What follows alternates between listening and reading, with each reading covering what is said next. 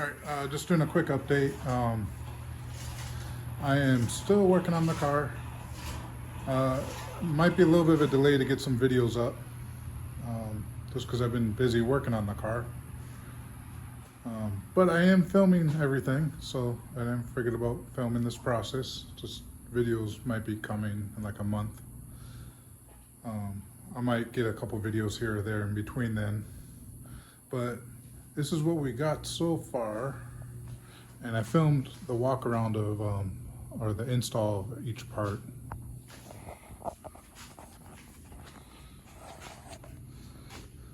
I didn't film this, but I had to make these brackets to hold the coils down.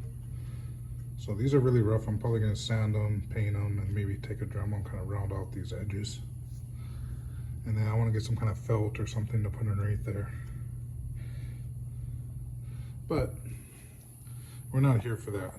That's really only for my car and maybe 2 other people that might be running these type of coils.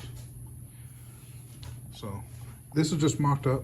I have to figure out how to move this or bend this without damaging it.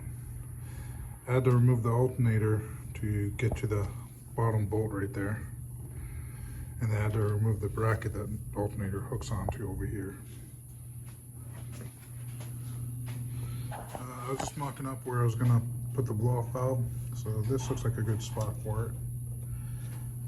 Might twist it to make it a little more upright. But I think that's gonna do us just fine. Got that plugged up. This is some of the stuff I've been working on. Got my pile of parts. It's a little bit of a mess. That's what I've been filming with the little ZV1 there.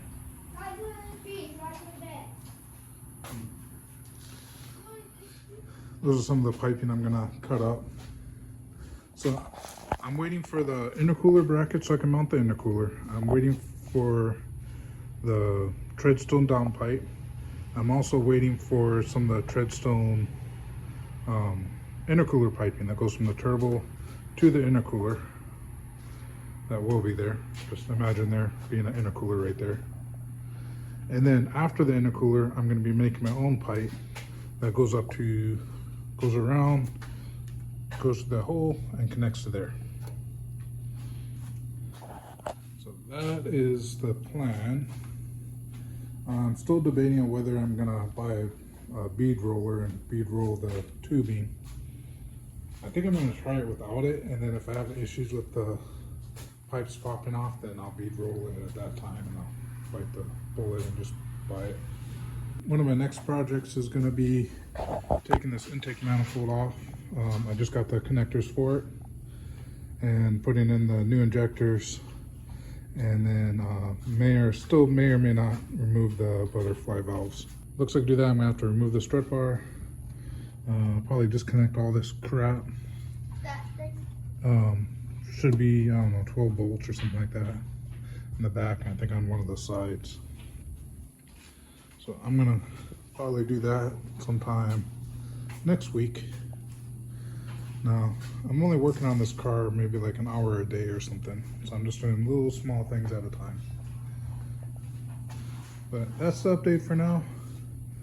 When I have some time where I can actually start editing some of the footage, because it's really chopped up, where I can make it where it makes a little more sense, then I will do that.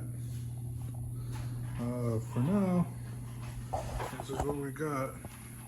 I am running, oh yeah, I got some stickers. So that made my car faster. I don't know why I had to get the turbo. And I decided to go, I lowered the back, lifted up the front, so I got the squatted look right now. Might keep it, just kidding. If you want to follow on Instagram, there's my Instagram. Any questions, let me know. Quick update on this turbo though. I know in the last video I had some issues trying to figure out this turbo.